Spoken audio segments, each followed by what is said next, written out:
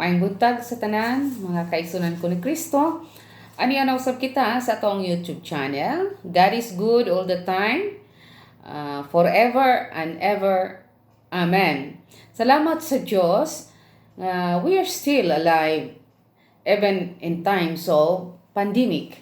Salamat sa iyo, aking Panginoong Jesus. Ako'y inibig mo at inangking lubos. Ang tanging alay ko sa iyo, aking Ama. Ang buong buhay ko, puso't kaluluwa, di makaya nang maipagkaloob. Mamahaling hiyas at gintong sinukob, ang aking dalangin, O Diyos, ay tanggapin. Salamat sa iyo, Panginoon, na we're still alive bisan pa man sa atong mga giatubang karon nga mga katalagman nga mao ang pandemya, nga mao ang COVID-19. So we are now 21. So ang Dios anaa siya nato kanunay og atong pangayoon nga mawagtang na gyud ning pandemya. So atong nakita sa una natong video nga nagpakita si Moses dito sa Ehipto og daghang mga milagro aron lang pagkumbinsi sa hari sa Ehipto ug mga Ehiptohanon nga anaa ang Dios nga makagagahom sa tanan, si Yahweh. So sa dihang anaa ang katalagman, muhangyo siya apan mubalik na usab pagagahi ang iyang kasing-kasing. So dinha giubanan sa Dios kanunay si Moses o si Aaron sa paglingkawas sa mga Israelitas nga pagkaulipon diha sa Ehipto. Og dinhi nakita sa Dios o nakita sa mga katawhan sa anak sa Dios o kaliwat ni Abraham, Isaac ug ni Jacob kun unsa gayud ang gahom sa Dios nga angayan siyang himayaon, daygon o pasalamatan. Gikan sa dagat nga pula nga mipikas kini aron pag maoy himong dalan sa mga Israelita ug ubang mga katawhan aron makalingkawas sa pagkaulipon diha sa Ehipto. Ug mipikas kini ug mao kini maoy nahimong dalan sa mga katawhan. Nagdaig sila ug gimaya nila ang Dios sa dakong milagro o sa dakong pagtabang sa Dios alang sa kalingkawasan. So ato usab nakita nga ang mga milagro nga mao ang mara, no? Pait nga tubig nga miabot ang mga Israelita ngadto sa kamingawan sa Shur sa sulod sa tulo ka adlaw sa ilang pagbiyahe. Niabot sila sa mara apan wala sila tubig nga mainom tungod kay ang tubig mapait. So mihangyo sila o mikumanda sila o nagmulo ang mga tao ngadto ni Moses. Unsay atong imnon? So nagampo si Moses sa Ginoo og gipakitaan siya og kahoy ug giitsa ni Moses ang kahoy ngadto sa tubig ug nawala ang kapait sa tubig. Og ang miabot na usab ang kadakong kagutom. So nagbagot-bot na sad ang mga tao. Miabot sila sa Sin nga tunga-tunga sa Elim og sa Sinai. Nagbagulbol ug miingon ang tanan kay Moses ug kang Aaron.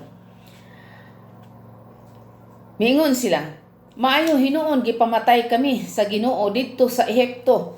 Kay didto makakaon kami mga karne o ubang pagkaon nga kutob sa among gusto.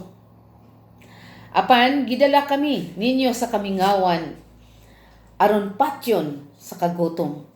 Miingon ang Ginoo, magpaulan ako og pagkaon alang kaninyong tanan. Adlaw-adlaw kinahanglang manggawas ang mga tao aron pagpanigom ug igo lamang ni anang adlawa. Sa gabi magpaulan ako og buntog o karne. Sa adlawan magpaulan ako og mana. Og aduna gayoy mikuha og ubay-ubay nga dili lamang sulod sa usa ka adlaw, apan nahisag muyo kini nga naman pagkaugma giulod. So sama usab ka nato nga asahay ana nato ng paghipo sa pagkaon, halos dili nato ihatag nato sa uban para sa ato alang, pero mabaho. O ana para ba nato ihatag sa atong mga kaigsuonan kung kini panos-panos na. So dili maayo. So gipakitaan sa Dios ang mga Israelita sa panahon nga gigutom sila. O sa panahon na usab nga giuhaw sila, no? Ang Israelita mi biya sa kamingawan sa Sin ug nagbalhin-balhin pagkampo sulod sa sugo o sumala sa sugo sa Ginoo.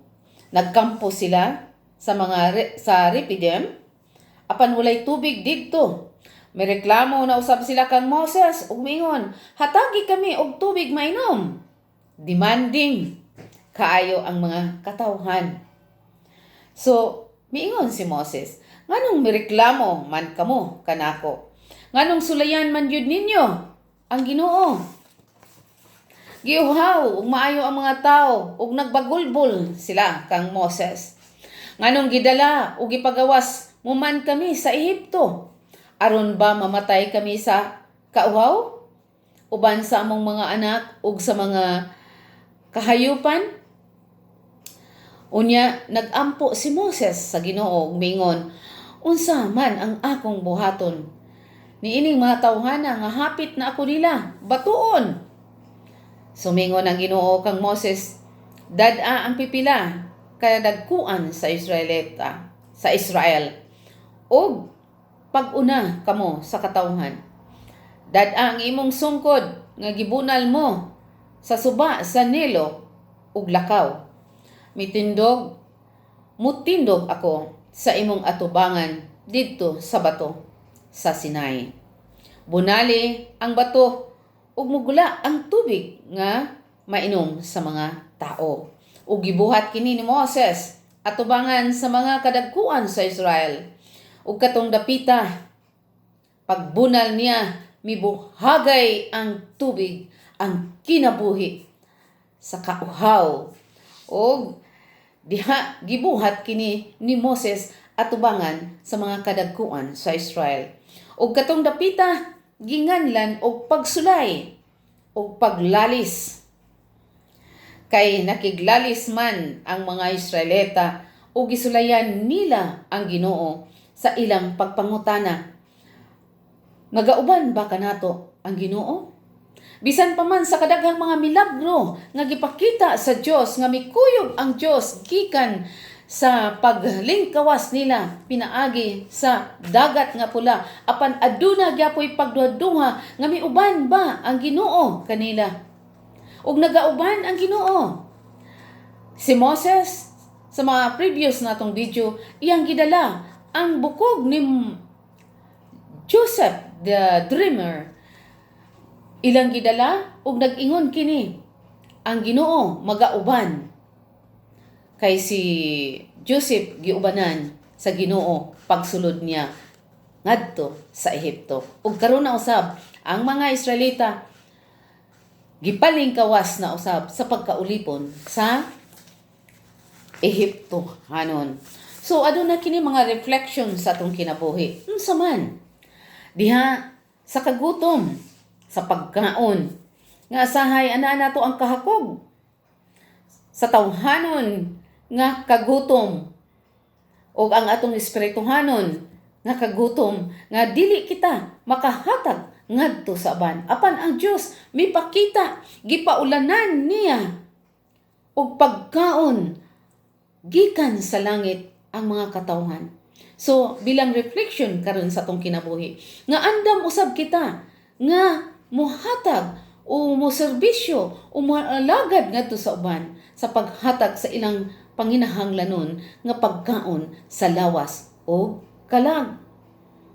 Dili ta mag ija-ija, aho-aho. bulanon gajud. So sa mara nga mapait nga tubig, ang tubig mao kini ang kinabuhi. Ang mara mapait nga asahay, ang atong kinabuhi ana ang kapakyasan, kasakit ug dagkong mga kaguol. Apan dili kita mabalaka kay anaa ang Dios nagauban kanunay sa atong kinabuhi sama sa paglingkawas sa mga Israelita ngadto sa pagkaulipon sa mga Ehiptohanon. So diha usab ang tubig sa bato mao kini ang kauhaw. Kauhaw, tubig means kinabuhi. Kauhaw nato sa pulong sa Dios. Kauhaw nato sa gugma sa Dios, sa kaluoy sa Dios, ug sama sa deserto ang atong kinabuhi. Asahay atong hunahunahon nga unsa na gyud ang atong kinabuhi ugga na kaay sa nga tanan kay nagkinahanglan kita og tubig sa kinabuhi nga mao ang pulong sa Dios nga maoy makatagbaw kanato sa atong pagkauhaw. So mga kaigsuunan ko ni Kristo, muduol kita sa panahon nga kita atong gihunaw na nga murag deserto na ang atong kinabuhi. Muduol kita ngadto sa Dios. Iya kitang hatagan kung kita ginagutom. Iya kitang painon kung kita ginauhaw. Ug mauusab kita nga mopaambit ngadto sa atong mga kaigsuunan kung adunay gutmon ug adunay mga giuhaw nga andam kita mualagad ug muhatag kanila sa ilang panginahanglan. So ang Ginoo anaa kanunay kanato mga kaigsuunan ko ni Kristo. Dili kita mabalaka. Ang Ginoo ang akong magbantay,